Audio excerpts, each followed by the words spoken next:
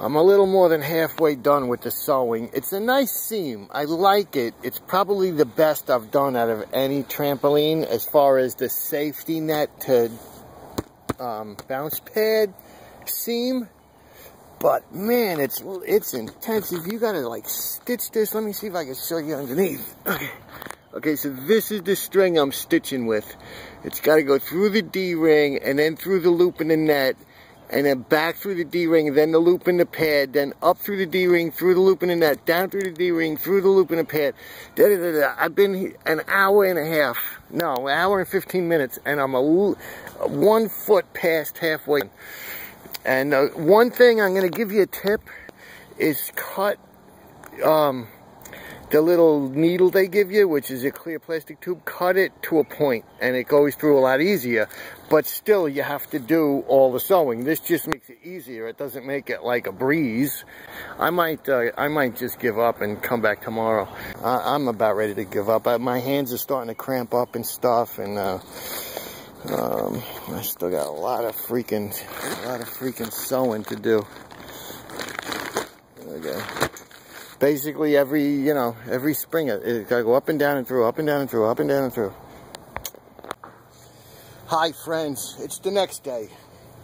My hands got cramped up from that sewing. I couldn't take, I swear God, oh well, there is no God. I swear, it must have taken over 2 hours to complete the sewing of the net, the safety net to the bottom bounce pad.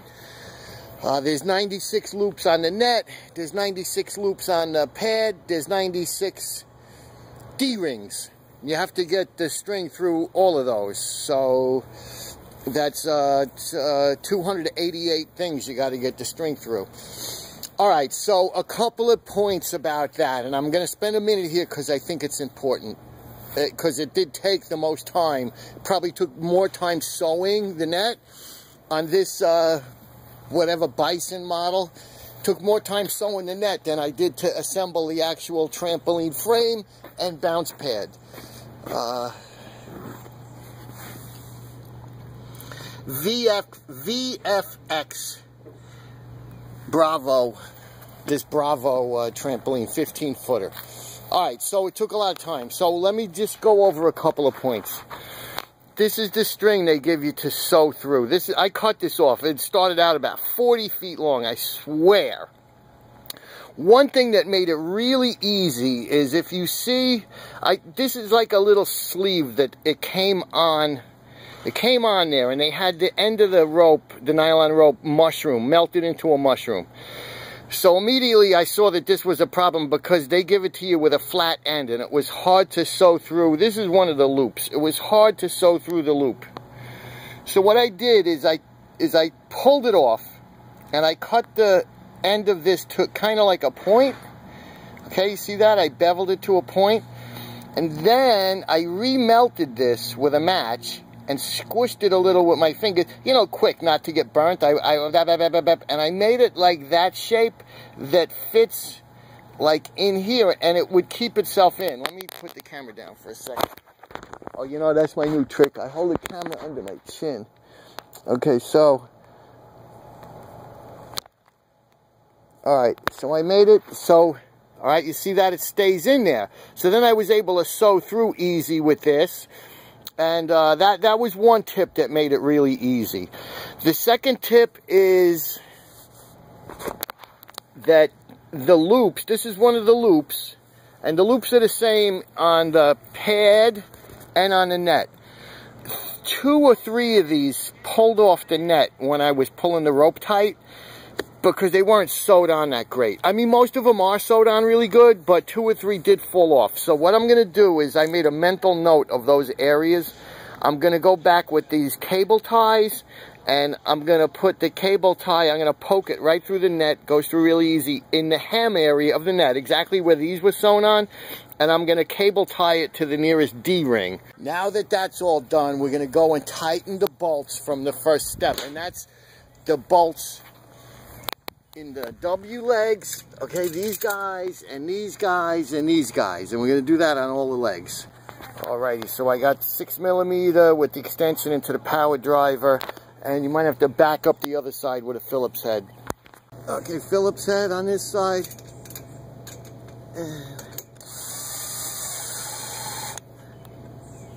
Okay, we just want to get them snug. They're lock nuts. They got nylon inserts in them so they don't loosen up. So, just want to get them snug.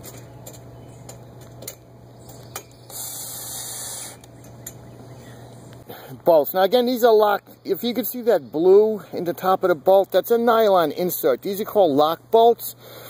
And that nylon insert keeps them from loosening up under vibration over time. So they use them on like airplanes and stuff. They're pretty good. See, under the head of the bolt is square, and the hole in the tubing is square.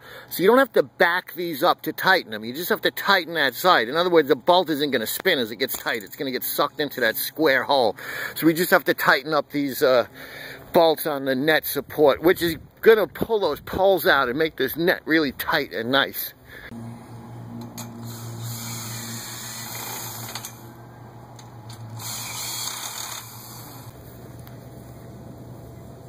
Okay, deep socket, half-inch deep socket. Just make them tight. You don't want to crush the tubing, but we do want them tight.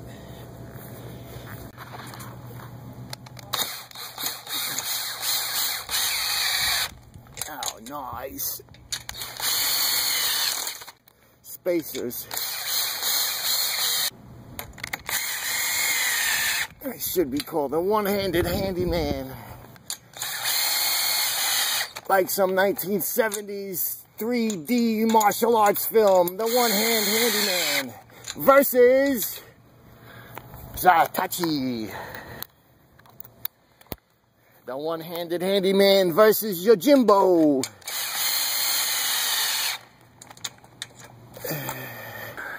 And for that nice finished look, I'm just sticking these tubes up inside the blue guys, and then we come down and snug up the bottom one. I kind of snug this apron down in between the pole there and pull it tight all around, give it that nice finished look. Ladder went together really quick. It's just like 12 bolts. I used a little adjustable wrench, and it hooks on the frame there with like umbrella hook there. See that? Okay. And then we're gonna tuck this over here nice. The kids could get in and out in this house here. Okay. All right. Basically, there you go. It's done. They gave us in the box these U-hooks with sharpened ends. And they're for like windy days, I guess. I'm gonna pound them in with my mallet. And there you go. 15-foot Bravo whatever. Trampoline. It's a fuckaline. And one more thing. That fucking video's never gonna end. With the ladder kit came this little apron thing that like you could keep toys in and stuff. Alright, that's it. The one thing I noticed, usually when I'm putting trampolines together, this was the note I left not to use it last night because nothing was tight. Usually with a trampoline, they give a safety placard that you, like a big laminated thing that you're supposed to put like right by the entrance, and like every trampoline I've ever done came with the safety placard. It was not to be found in this box or anything with this one. So I'm sure one phone call to customer service, or you could print one out yourself. I mean, because you really got to seriously worry about your kids' friends. If they come over for a play date and, you know, God forbid they get like a compound fracture or they break their freaking neck on a trampoline, their parents will sue you. I mean, that's why my wife and I, that's why we never did the swing set, swimming pool, trampoline thing at our house, because I know I've heard so many stories just in this and the neighboring towns, 10, 15 stories over the years of kids, and especially being the handyman that I am, because I'm in houses and people tell me, oh, you got to fix this because my son's friend was over and he fell and his parents are suing us. They will sue you. Especially if the kid gets hurt bad. And a trampoline or swing set or a swimming pool, kids do get hurt really bad. At least it'll be in the police report that there was a safety placard up, because they will take pictures and stuff if a kid breaks his neck. And when you go in front of the jury and they're looking for a huge monetary award and your house is on the line and the insurance company's only covering you for the $1 million umbrella you got, and they're suing for $5 million, and you got the safety placard up, the jury might side with you and only give them the $1 million. But if you don't have the safety placard up, the jury will certainly look upon you as a reckless individual, because that's how their lawyer will portray you, and you'll lose your shirt and your house and your Porsche, and your handyman won't be, you won't be able to afford your handyman anymore, and you'll have to change your own fucking light bulbs.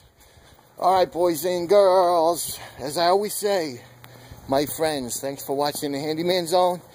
If I helped you out, even if you're just here looking, I am a paid YouTube partner, you know that. If you didn't, now you do. And they did give us one extra pipe for some fucking reason. And all the interaction you do with YouTube, as far as rating the video, commenting, really helps me out, believe it or not, with their algorithms. It helps me make money. And that's the only reason I'm doing this. Because I don't have time for any of this bullshit. If I wasn't getting paid, I wouldn't be doing it. So, rate me, comment, and while you're here, sub, because it is the Handyman Zone. And whenever you got a problem in the house, just go to YouTube and check my channel. Bye-bye. Tramp the fuckaline. It's a fuckaline.